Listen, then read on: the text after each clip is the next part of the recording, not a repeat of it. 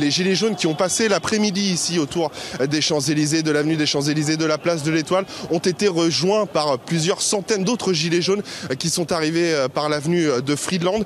Et tous, eh bien, ils ont décidé de descendre les Champs-Élysées. Et à ce moment-là, eh bien, les CRS étaient au milieu de cette avenue des Champs-Élysées et ont été obligés de rebrousser chemin, de faire demi-tour à toute vitesse parce que, eh bien, cette foule commençait à courir vers eux.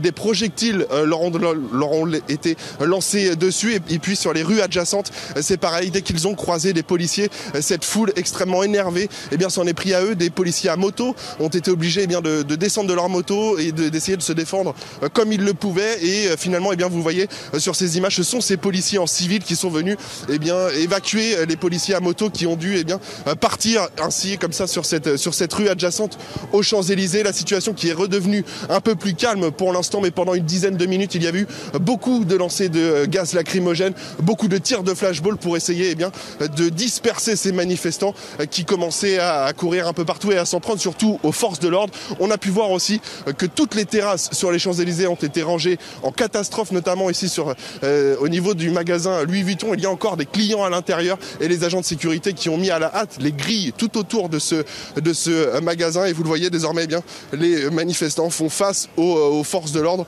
et la situation qui s'est un peu calmée désormais. Mais ils sont très nombreux, ces manifestants, désormais ici sur l'avenue des Champs-Élysées. Au moins le double de ce qu'ils étaient tout au long de l'après-midi.